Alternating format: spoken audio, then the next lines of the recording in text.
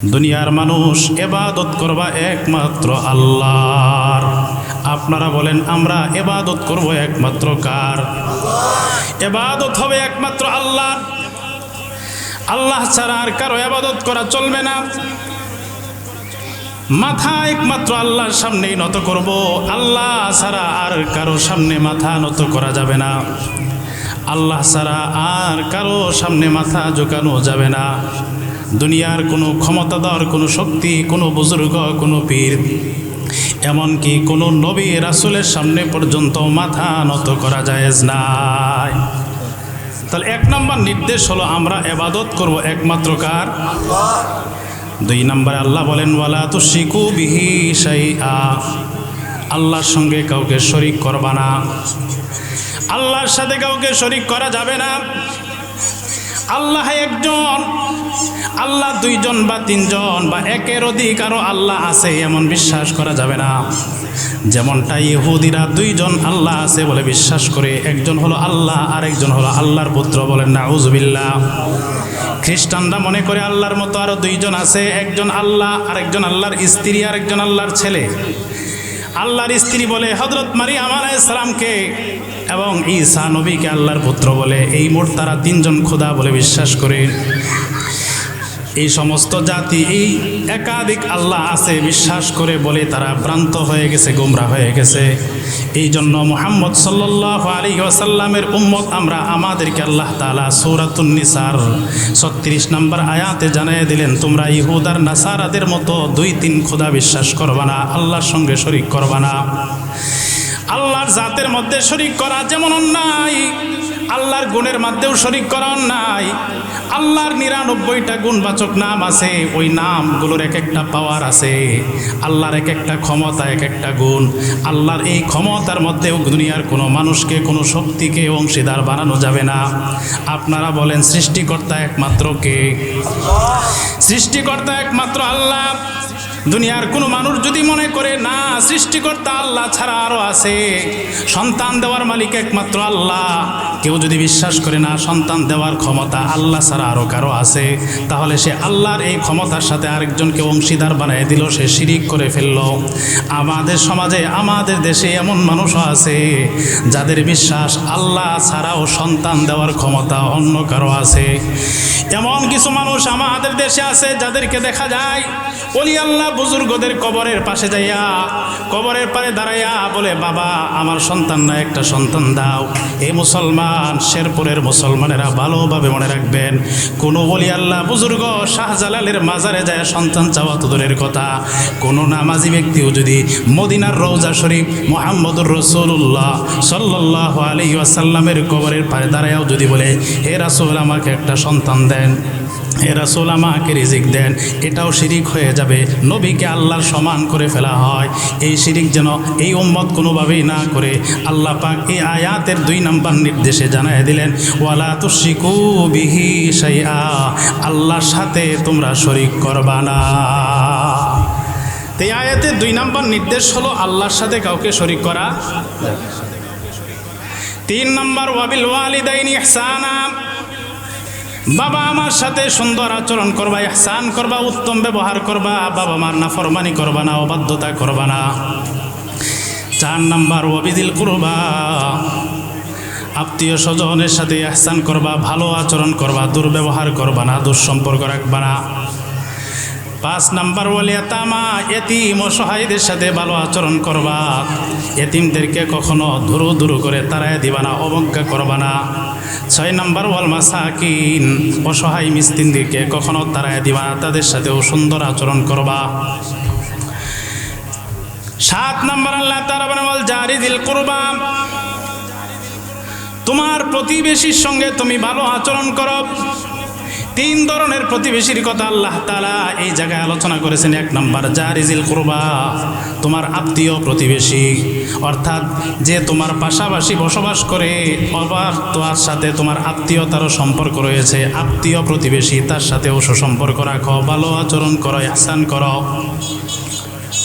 2 প্রতিবেশীর 2 নম্বর তালিকায় আল্লাহ বলেন ওয়াল জারিল জুনুব, তোমার অনাত্মীয় প্রতিবেশী যে তোমার পাশাপাশি বসবাস করে কিন্তু তার সাথে তোমার আত্মীয়তার সম্পর্ক নাই, প্রতিবেশীর সম্পর্ক, তার সাথেও ভালো আচরণ করো।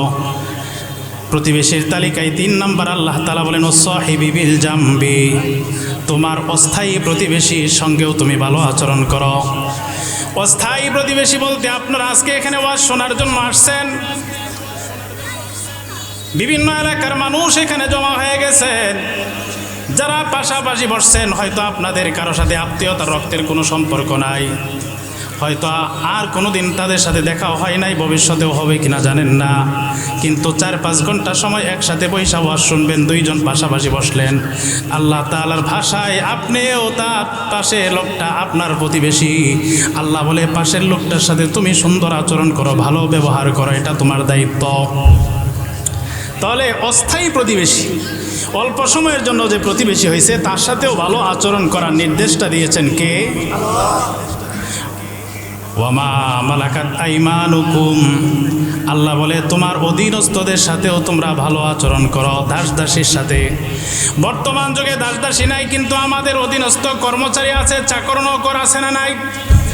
আপনি একজন বড় ব্যবসায়ী, আপনার দোকানে কর্মচারী আছে, অথবা মাঝে মধ্যে কাজের জন্য আপনারা কর্মচারী নিয়োগ দেন, কাজের লোক নিয়োগ দেন।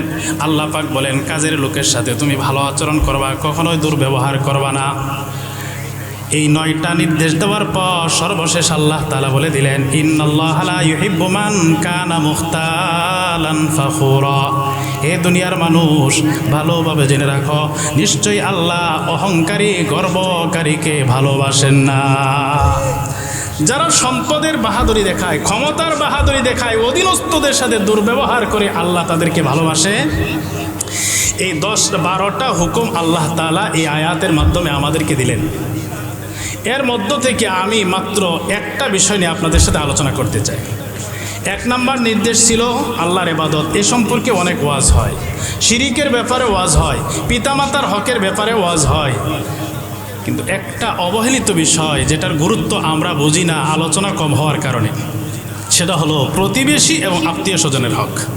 প্রতিবেশী এবং এই জন্য আজকে আমি এই 12টা বিষয়ের মধ্য থেকে প্রতিবেশীর হক কি, প্রতিবেশীর ইসলামের দৃষ্টিতে গুরুত্ব কি, এই বিষয়টা বেছে নিয়েছি, এটা আপনাদের সামনে আলোচনা করতে চাই।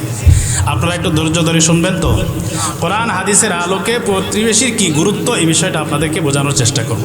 বুখারী শরীফের 6014 নম্বর হাদিসের বর্ণনা।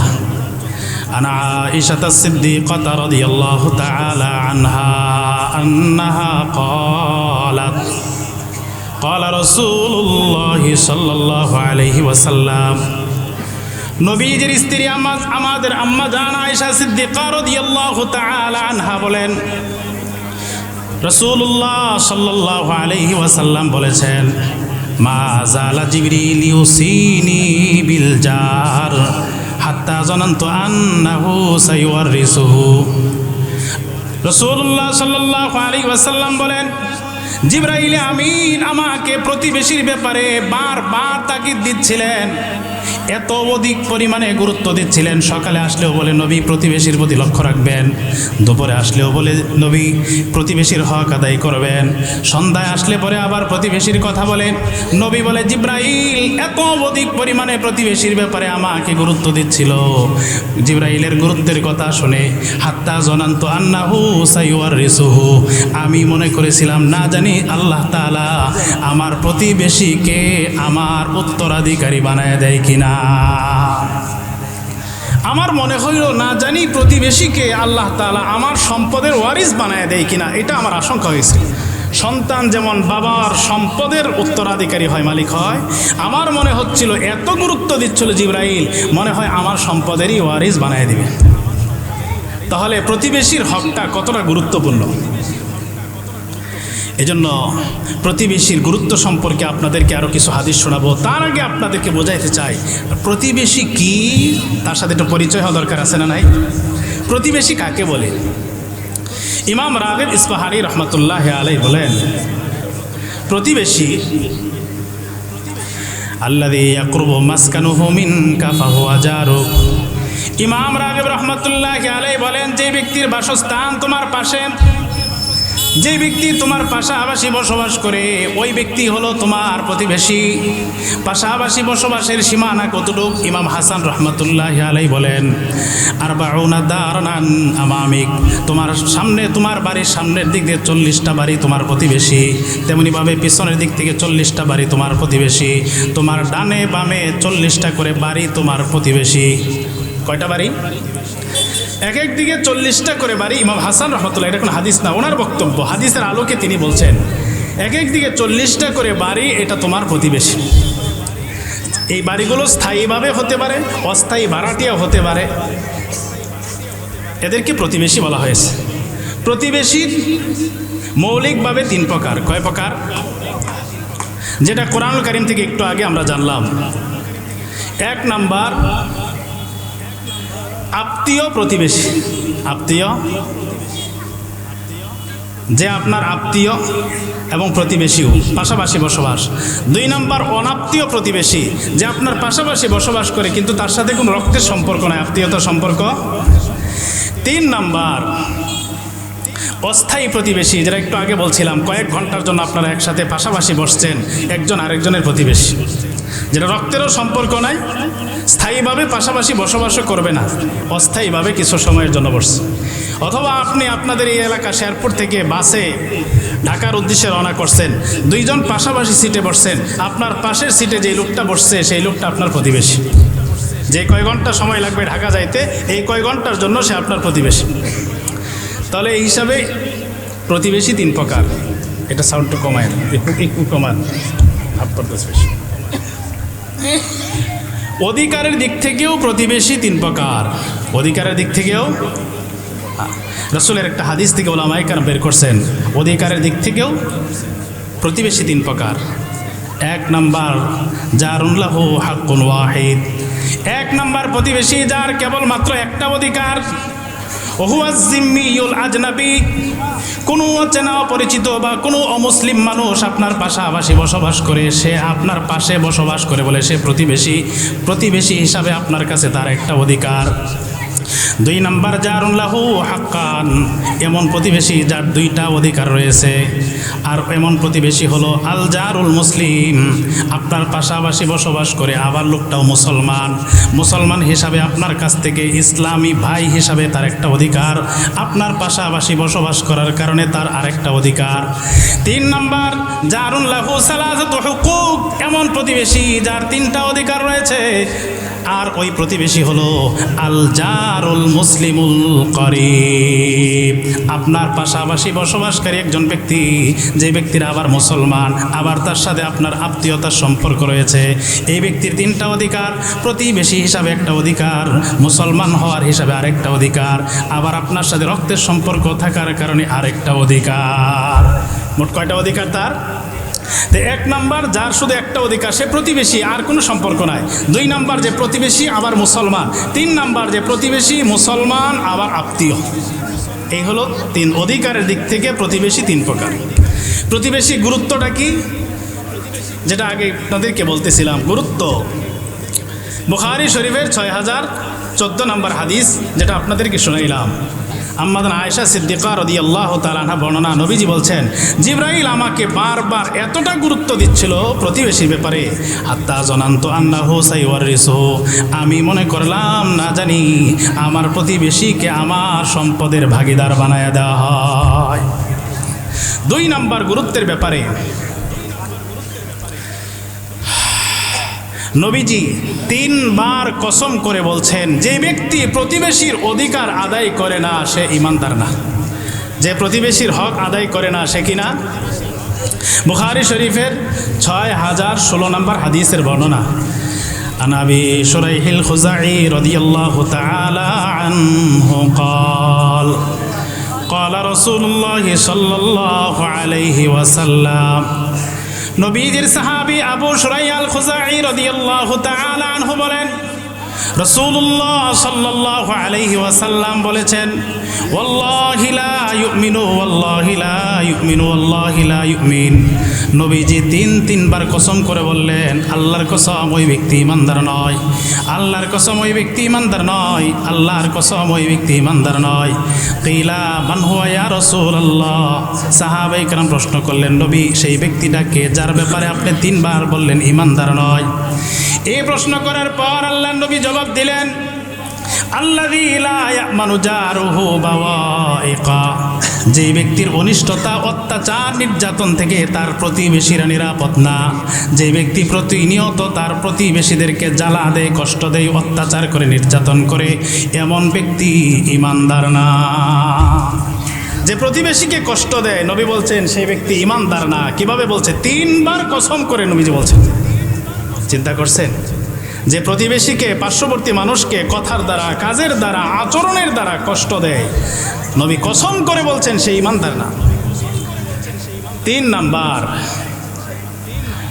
নবীজি বলেন যে ব্যক্তি প্রতিবেশীকে কষ্ট দেয় সে ব্যক্তি জান্নাতে প্রবেশ করবে না। বলেন নাউজুবিল্লাহ। মুসলিম শরীফের 46 নম্বর বর্ণনা। عن أبي هريرة رضي الله تعالى عنه قال قال رسول الله صلى الله عليه وسلم।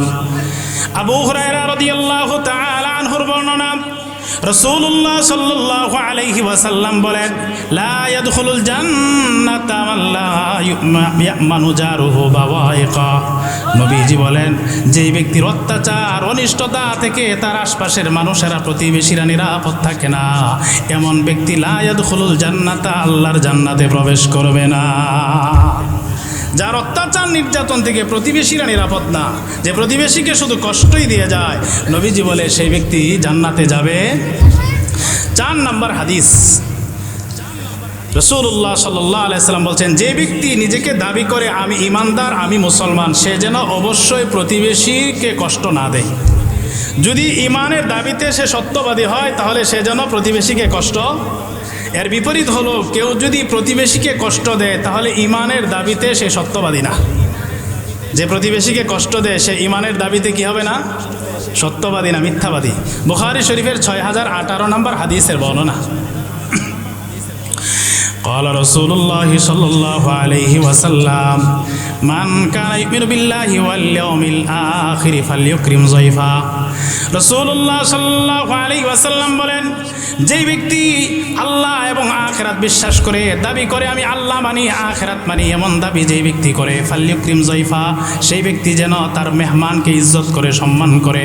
2 নম্বরে নবীজি বলেন, ওয়ামান কানা ইউমিনু বিল্লাহি ওয়াল ইয়াউমিল আখিরি ফালা ইউজি জারা। আর যেই ব্যক্তি দাবি করে আমি আল্লাহ মানি, আখিরাত মানি, মানে আমি ইমানদার, এই কথার দাবি যেই ব্যক্তি করে, ফালা ইউজি জারা, সেই ব্যক্তি যেন তার প্রতিবেশীকে কষ্ট না দেয়। যে দাবি করে আমি মুসলমান, আমি ইমানদার, যে জান্নাতে যাওয়ার আশা করে, নবী বলছে সে যেন কার প্রতিবেশীকে কখনোই কষ্ট। 3 নম্বরে নবীজি বলেন, মান কানা ইউমিনু বিল্লাহি ওয়াল ইয়াউমিল আখিরি ফালইয়াকুল খায়রান। যে ব্যক্তি দাবি করে, বিশ্বাস করে আমি ইমানদার, আমি মুসলমান, আল্লাহ মানি, আমি আখিরাত মানি, পরকাল মানি, এই দাবি যেই ব্যক্তি করে, ফালইয়াকুল খায়রা, সেই ব্যক্তি এই মুখ দিয়া যেন কেবল ভালো কথাই বলে। আর যদি ভালো বলার মতো সাধ্য তার না থাকে, নবী বলেন ওয়ালিয়াসমুত, অন্যথায় সেই ব্যক্তি যেন চুপ থাকে, কোনো কথাই না বলে। মুখ দিয়া বললে ভালো কথাই বলবে, ভালো কথা বলার মতো না থাকলে নবী বলে সে যেন চুপ থাকে, সে যেন মুখটাকে বন্ধ। তাহলে এই কয়েকটা হাদিস দ্বারা আপনারা কি বুঝলেন? প্রতিবেশীর গুরুত্ব আছে না নাই? প্রতিবেশীকে কষ্ট দেওয়া যাবে? এরপরে অনেক সময় আমাদের প্রতিবেশীরা আমাদের উপর নির্যাতন করে, কষ্ট দেয়, জ্বালা যন্ত্রণা দেয় কি দেয় না? নবীজি বলেন, কোনো ব্যক্তি যদি প্রতিবেশীর কষ্ট সহ্য করে, প্রতিবেশীর জ্বালা সইতে থাকে, সবুর করতে থাকে, আল্লাহ তাআলা ওই ব্যক্তিকে আপন বন্ধু বানায় দেয়। সুবহানাল্লাহ। আত-তারগীব ও তারহিব নামক কিতাবের 3902 নম্বর হাদিসের বর্ণনা। عن أبي ذر رضي الله تعالى عنه قال قال رسول الله صلى الله عليه وسلم إن الله يحب ثلاثة। আবু যর গিফারি রাদিয়াল্লাহু তাআলা আনহুর বর্ণনা, রাসূলুল্লাহ সাল্লাল্লাহু আলাইহি ওয়াসাল্লাম বলেন, আল্লাহ রাব্বুল আলামিন 3 শ্রেণীর মানুষকে মহব্বত করেন, ভালোবাসেন, বন্ধু বানিয়ে নেন। আওয়াজ করে বলেন, কয় শ্রেণীর মানুষকে আল্লাহ ভালোবাসেন? নবী বলেন, 3 শ্রেণীর মানুষকে আমার আল্লাহ ভালোবাসেন, মহব্বত করেন। ওই 3 শ্রেণীর মধ্য থেকে আল্লাহ নবী এক শ্রেণীর কথা বললেন, রজুলুন কানা লাহু জারুন সুউন ইউজিহি, এমন ব্যক্তি যার একটা দুষ্ট প্রতিবেশী আছে, যেই প্রতিবেশী প্রতিনিয়ত সব সময় তাকে যন্ত্রণা দেয়, কষ্ট দেয়। ফায়াসবিরু আলা আদা, আর এই ব্যক্তি প্রতিবেশীর নির্যাতন সহ্য করে, কষ্ট মেনে নেয়, সবর করে। নবীজি বলেন, এই সবরকারী, ধৈর্য ধারণকারী, অত্যাচারিত ব্যক্তিকে আমার আল্লাহ ভালোবাসে, বন্ধু বানায় নেয়। তবে প্রতিবেশীর নির্যাতন সহ্য করলেও লাভ আছে না নাই? এবার আরেকটা চমৎকার হাদিস শোনেন, লম্বা একটু হাদিস। নবীজি বলছেন, কেউ যদি প্রতিবেশীর সাথে সুন্দর আচরণ করে, প্রতিবেশীর সাথে আচরণ ব্যবহার ভালো করে, তাহলে ওই ব্যক্তি খাঁটি ইমানদার হয়ে যায়। বলে সুবহানাল্লাহ। প্রতিবেশীর সাথে ভালো আচরণ করলে কি হওয়া যায়? খাঁটি ইমানদার হওয়া যায়। তিরমিজি শরীফের 2305 নম্বর হাদিসের বর্ণনা। আন আবি হুরায়রা রাদিয়াল্লাহু তাআলা আনহু ক্বাল, আবু হুরায়রা রাদিয়াল্লাহু তাআলা আনহু বলেন, ইন্না রাসূলুল্লাহি সাল্লাল্লাহু আলাইহি ওয়াসাল্লাম ক্বাল, নবীজি সাল্লাল্লাহু আলাইহি ওয়াসাল্লাম একদিন বললেন, মাই ইয়াখুযু আন্নী হাউলাইল কালিমাত ফায়ামালু বিহিন্না আও ইউআল্লিমু মান ইয়ামালু বিহিন্না।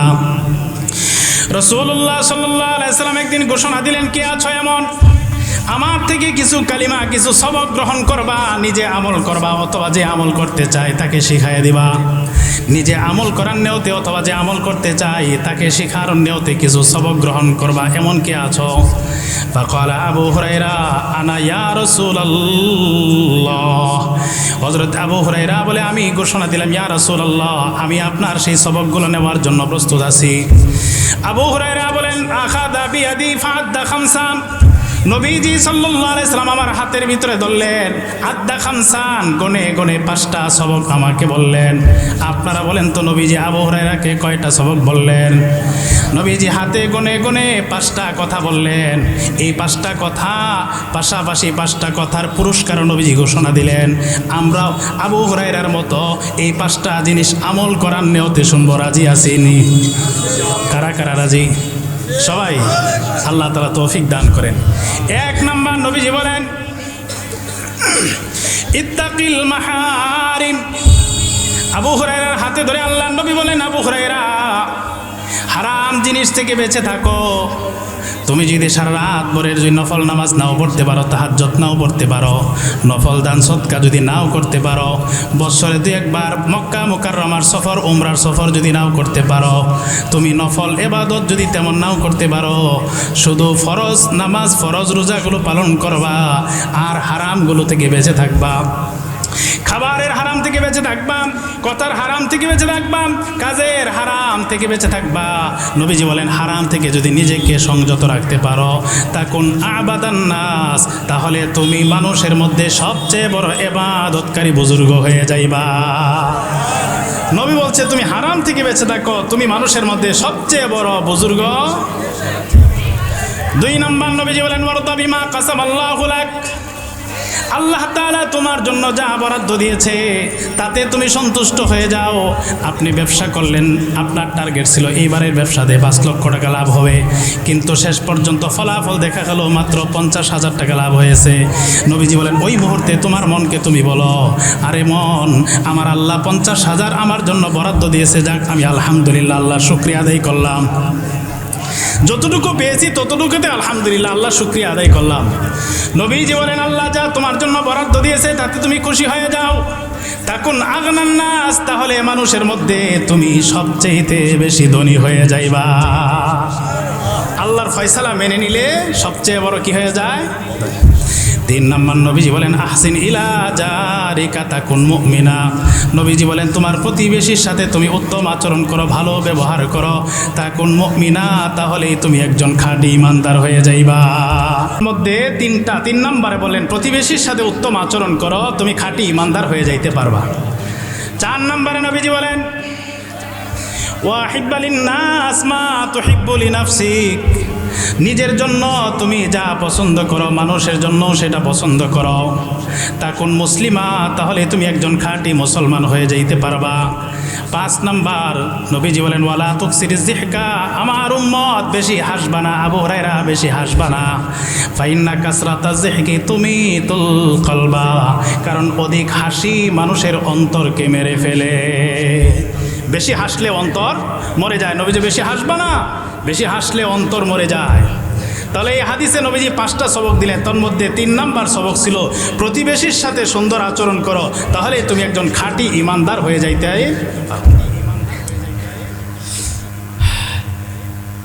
6 নাম্বার কথা নবীজি বলেন, যে ব্যক্তি প্রতিবেশীর কাছে ভালো সেই ব্যক্তি আমার আল্লাহর কাছেও ভালো বলে গণ্য হয়। বলে সুবহানাল্লাহ। যে ব্যক্তি তার প্রতিবেশীর কাছে ভালো সেই ব্যক্তি আমার আল্লাহর কাছেও ভালো বলে গণ্য হয়ে যায়। তিরমিজি শরীফের 1944 নম্বর হাদিসের বর্ণনা, قال رسول الله صلى الله عليه وسلم خير الأصحاب عند الله خيرهم لصاحبه। রাসূলুল্লাহ সাল্লাল্লাহু আলাইহি ওয়াসাল্লাম বলেন, যে ব্যক্তি তার সঙ্গী সাথীদের কাছে ভালো ওই ব্যক্তি আমার আল্লাহর কাছেও ভালো বলে গণ্য হয়ে যায়। ওয়া খায়রুল জিরানি ইনদাল্লাহ খায়রুহুম লিজারিহি, আর যে ব্যক্তি তার প্রতিবেশীদের কাছে ভালো ওই ব্যক্তিও আমার আল্লাহর কাছে ভালো গণ্য হয়ে যায়। প্রতিবেশীরা যদি ভালো বলে তাহলে ওই ব্যক্তিকে আমার আল্লাহও ভালো হিসাবে গ্রহণ করে নেয়। তাহলে আমার ভালো মন্দ হওয়ার ক্ষেত্রে প্রতিবেশীর ভূমিকা আছে না নাই? প্রতিবেশীরা যদি আমাকে ভালো না বলে তাহলে আল্লাহ আমাকে ভালো বলে গ্রহণ করবেন না। প্রতিবেশীরা যদি ভালো বলে তাহলে আমার আল্লাহ আমাকে ভালো বলে গ্রহণ করবেন।